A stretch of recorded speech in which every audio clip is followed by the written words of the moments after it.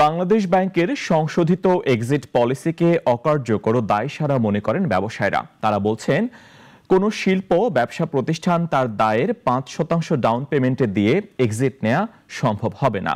এই পলিসি ইচ্ছাকৃত ঋণ খেলাপি ও অর্থ পাচারকারীদের সুযোগ করে দিবে বলেও অভিমত কোনো ব্যবসায়ীর।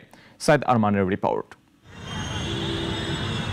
বাংলাদেশ ব্যাংক গত বছরের জুলাইয়ে একটি এক্সিট পলিসি দেয় রুগ্ন ব্যবসা ও শিল্প প্রতিষ্ঠানের জন্য।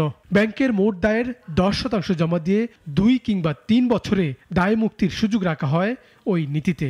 যদিও আরোপিত শর্ত পরিপালন বাস্তবসম্মত নয় বলে সমালোচনা তখন থেকেই। প্রায় 2 যুগ আগে 350 কারখানা রুগ্ন হিসেবে চিহ্নিত হয় কেবল পোশাক খাতে। আজও পুরোপুরি মীমাংসিত হয়নি রুগ্ন কোম্পানিগুলোর এক্সিট। চিঠি চালাচালি আর সিদ্ধান্ত এ টেবিল ও টেবিল করছে এখনও, আর সংশ্লিষ্ট প্রতিষ্ঠানগুলোর উদ্যোক্তা পরিবার বহন করছে যন্ত্রণা। যারা রুগ্ন শিল্প অনেকেই মারা গেছেন, যাদের ওয়ারিশরা এগুলা ধুকে ধুকে মরতেছে, যাদের অনেক অবদান ইন্ডাস্ট্রিতে বিগিনিংয়ে, তাদেরকে বেল আউট করার জন্য আমরা সরকারের কাছে প্রস্তাব দিয়েছি।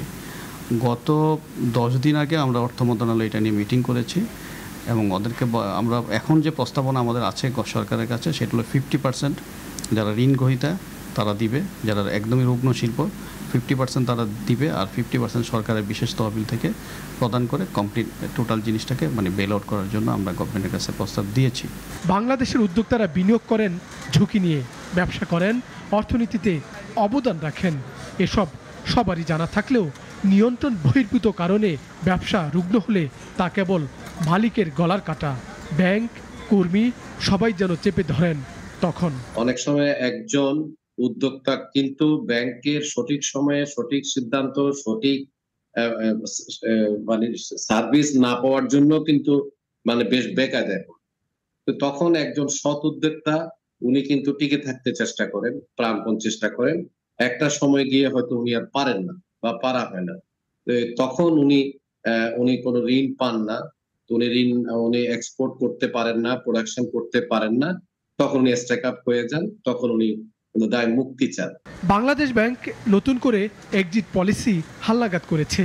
বলছে মোট দায়ের 10% নয় 5% জমা দিয়ে এক্সিট আবেদন করা যাবে। ব্যবসায়ীরা বলছেন হালনাগাদ নীতিও কার্যকর হবে না, সুযোগ পাবেন না দুর্বলরা। বিজিএমইর প্রাক্তন সভাপতি ডক্টর রুবানা হক উনি সহ এবং আমাদের সহায়ক কমিটির বেশ কয়েকজন সদস্য তাদের উদ্যোগে বাংলাদেশ ব্যাংকের গভর্নরের সাথে পরপর 2-3 বার খুব ক্লোজলি এটা মিটিং করে একটা বাস্তবসম্মত এক্সিট প্ল্যানের জন্য অনুরোধ করেছিলেন। তা আমরা খুব আশাবাদী ছিলাম, কিন্তু আজকে যে সার্কুলারটা পেলাম সেটাও একই। এখানে একদম নতুনত্ব কিছু নাই, জাস্ট দায়সারা আমাকে বলতেই হচ্ছে। ব্যবসায়ীরা বলছেন এসএমইর দিকে মনোযোগ নেই এক্সিট পলিসিতে। কয়েক দফা বৈঠকে বিষয়টি নজরেও আনে ব্যবসায়ীরা।